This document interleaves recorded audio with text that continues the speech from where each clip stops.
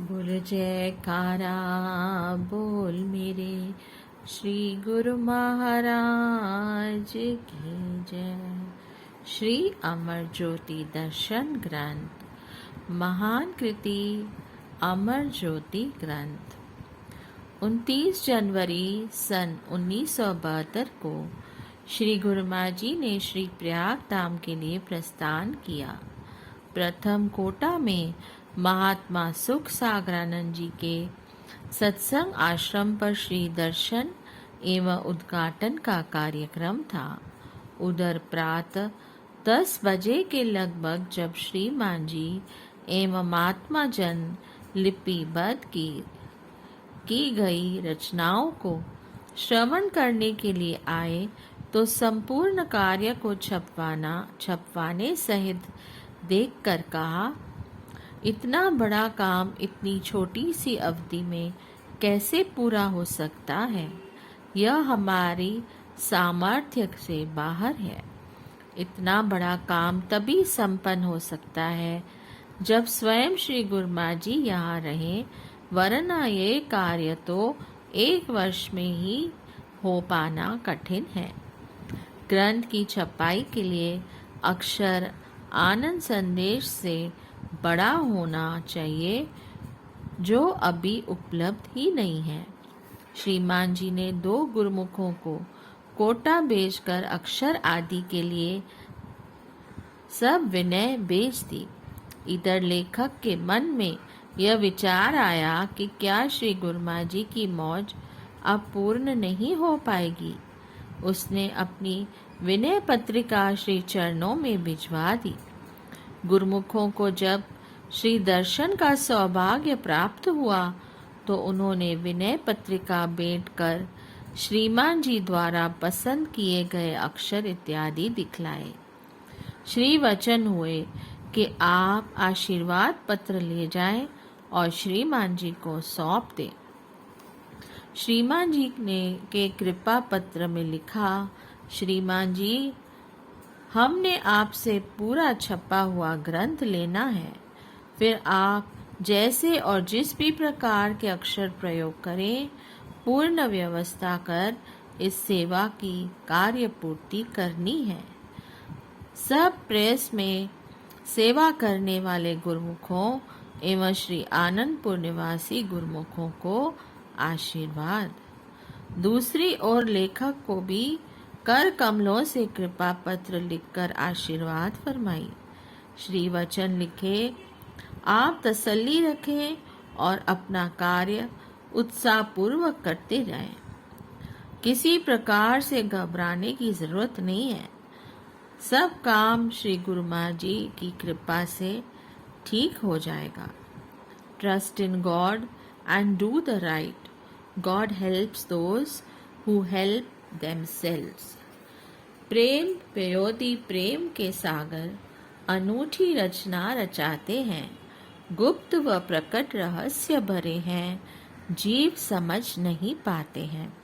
गुरु सेवा के अजब नज़ारे सच्चा आनंद बरसाते हैं। अद्भुत पावन समय सुहाना श्री आनंदपुर में सरसाते हैं। श्रीमान जी ने कृपा पत्र पढ़कर सुनाया और प्रेस में सेवा करने वाले गुरुमुखों को सब सेवा कार्य निबाजित करके सौंप दिया। भक्तों की तरफ छपाई की सेवा होने लगी और भक्तियानियाँ कंपोजिंग व प्रूफ रीडिंग की सेवा करने लगी। सब उत्साहपूर्वक अपनी अपनी सेवा में यह सोचकर जुट गए कि श्री सद्गुरु देवदाता दयाल जी की प्रसन्नता को पाने के लिए इसे पूर्ण करना ही करना है। श्रीमान जी ने 2 प्रेमियों को दिल्ली अक्षर फाउंडरी में भेजा। वे दिल्ली के ही अन्य 2 भक्तों के साथ फाउंडरी में पहुंचे। फाउंडरी के मालिक ने कहा कि इतना अक्षर तो 1 मास क्या 6 मास में भी मिलना नामुमकिन है। गुरुमुखों ने उत्तर दिया, हमारे पास तो केवल 1 सप्ताह का ही समय है। हम अक्षर सफाई के लिए अपनी ओर से पूर्ण सहयोग देंगे। फाउंडरी में के मालिक की अतः प्रेरणा में एक दिव्य ज्योति ने उत्साह भरा। उसने अपने मजदूरों को अधिक समय देने के लिए कहा। वे चारों भक्त भी दिन रात करके अक्षरों की सफाई में जुट गए और 7 दिन में ही कार्य पूरा करवाकर श्री आनंदपुर में पहुंच गए। फाउंडरी के मालिक ने प्रसन्न होकर कहा, वाह, श्री आनंदपुर के निष्काम सेवा में संलग्न सेवक सप्ताह भर विश्राम न करने पर भी कितने आत्म आनंद में लीन व प्रसन्न हैं। हमारे मजदूर चौगुनी आय लेकर भी ऐसा न कर पाते जो इन भक्तों ने कर दिखाया है। अक्षरों का प्रबंध हो जाने पर श्रीमान जी ने सभी गुरुमुखों को कहा कि श्री आनंदपुर में श्री गुरुमा जी की कृपा से इस महान सेवा का अवसर मिला है। सभी गुरुमुख इस दुर्लभ संयोग से लाभ उठाएं, आनंद खुशी से भरपूर जीवन में आनंद पाएं।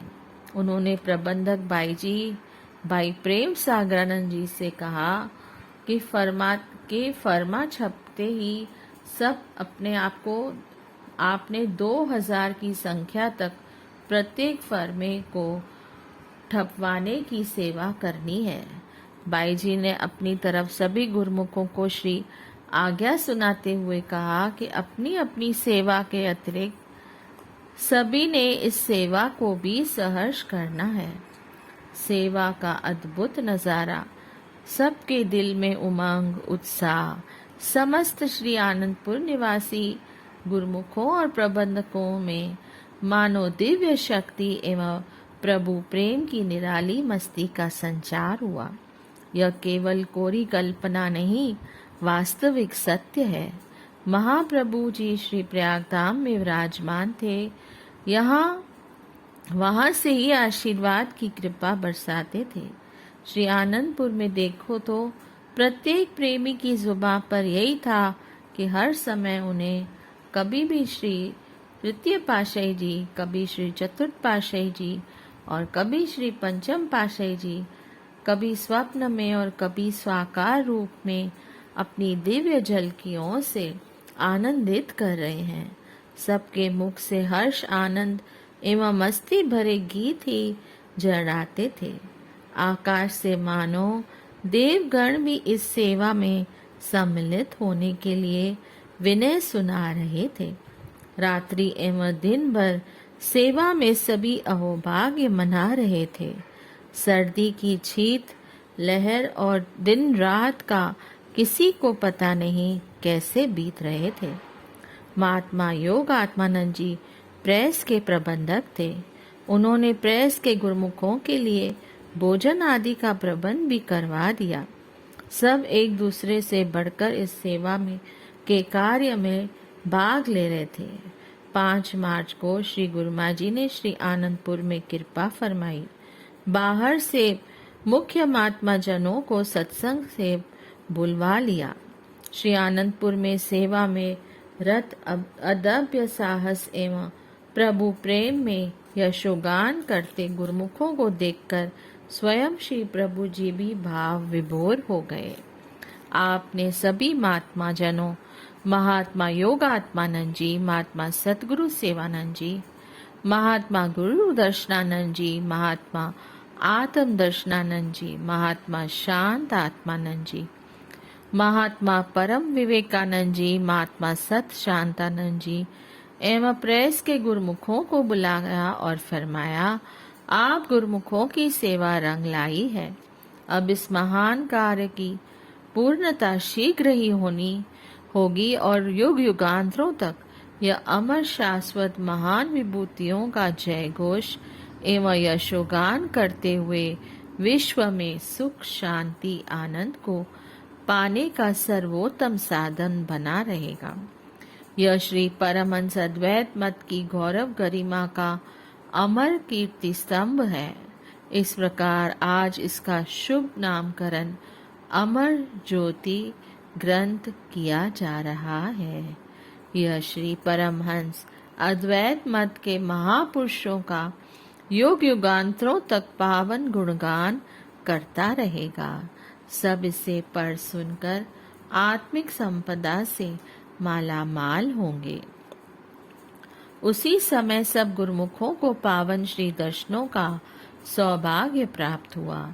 उस समय क्या अद्भुत नजारा था। श्रीमान जी एवं अन्य महात्मा जनों ने विनय की, प्रभु आज वही पुरातन समय श्री आनंद सर महान तीर्थ की असीमित खुशियों का दिव्य नजारा अपना स्वरूप प्यारा झलका रहा है। अंतरात्मा अथा आनंद के सागर में गोते लगा रही है। महात्मा रोशनानंद जी पर ऐसी मस्ती छाई कि वे झूम झूम कर नाचने लगे। सभी गुरुमुख प्रेमी श्री दर्शन का की दिव्य दात पाकर आनंदित हो रहे थे। महात्मा परम विवेकानंद जी सिंधी श्रीमान जी ने सब गुरुमुखों एवं महात्मा जनों को कहा, अंतरात्मा में झांको, आसमान पर दिव्य दर्शन के नजारे को देखो देखो देखो। युगों की तपस्या पर भी ये दर्शन असंभव है। काफी महात्मा जन एवं गुरुमुखों ने ऊपर की ओर निहारा। आंखें उत्सुकतावश देखती ही रह गईं। क्या कि श्री परमहंस दयाल जी प्रथम पातशाही जी, श्री परमहंस महाराज जी श्री द्वितीय पातशाही जी, श्री परमहंस अवतार जी श्री तृतीय पातशाही जी, श्री परमहंस दीनदयाल जी श्री चतुर्थ पातशाही जी आकाश में स्वर्ण विमानों पर हजारों लाखों सूर्य के तेज की किरणें बिखरा रहे हैं। उन महान विभूतियों के मध्य में श्री परमहंस दाता दयाल जी श्री पंचम पातशाही जी पर वे किरणें पड़ रही हैं। श्री पंचम पातशाही जी के स्वरूप में सब किरणें एकत्र होकर श्री आनंदपुर में श्री दर्शन की आभा बिखरा रही थी। एक झलक को पाते ही सब में नई स्फूर्ति एवं भक्ति का नव स्रोत हिलोने लेने लगा। यह था श्री परमहंस महापुरुषों के पावन जीवन चरित्र का प्रथम दर्शन। देवगण पुष्प बरसा रहे, बजा रहे वीरा नारद, ब्रह्मा जी मंद उचार रहे, करे स्तुति शेष व शारद। कर नृत्य शिव बोला भी, करने लगे अभिनंदन। झूमे रहा दिव्य मस्ती में सृष्टि का हर कण कण। यह समागम श्री आनंदपुर में हर्षोल्लास से वैसाखी के पर्व तक चलता रहा। वैसाखी पर्व सन 1972 में प्रथम संस्करण छपकर तैयार हुआ। सत्संगी प्रेमी व जिज्ञासु सब इसे पाकर भाव विभोर थे। प्रेमी जन खुशी से श्री तृतीय पातशाही जी के श्री सिंहासन पर नित्य प्रति प्रसाद एवं भंडारे करवाने लगे। हर्षोल्लास एवं परम आनंद की अनुभूति व सेवा भक्ति की लगन से परिपूर्ण श्री आनंदपुर में यह एक महान महोत्सव का ही रूप बन गया। अमर ज्योति ग्रंथ का प्रथम संस्करण सन 1972 में छपा। अब इसका विवरण एक ही स्थान पर दिया जा रहा है। सन 1972 में प्रथम संस्करण की बढ़ती मांग के अनुसार सन 1974 में इसे पुनः प्रकाशित किया गया। अब जैसे बढ़ती मांग के अनुसार अब जैसे जैसे महान कार्यों का उद्घाटन करते हुए श्री पंचम पातशाही जी महाराज परमार्थ कार्य उन्नतिशील करते रहे थे, वैसे वैसे ही उनका अंश मात्र संकलन करवाते जा रहे थे। इस प्रकार 1995 तक 5 बार इसमें प्रवचन एवं पावन लीलाओं का समावेश किया गया। आपने कितना विस्तार एवं परमार्थ का कार्य किया, लेखनी उसे वर्णन करने में असक्त है। आप अपने द्वारा किए गए पारमार्थिक विकास एवं महामहिमा को ग्रंथ में संपूर्ण लिपिबद्ध नहीं करने देते थे। उनका केवल अंश मात्र विवरण ही लिखा गया है। बोलिए जयकारा बोल मेरे श्री गुरु महाराज की जय। जय सच्चिदानंद।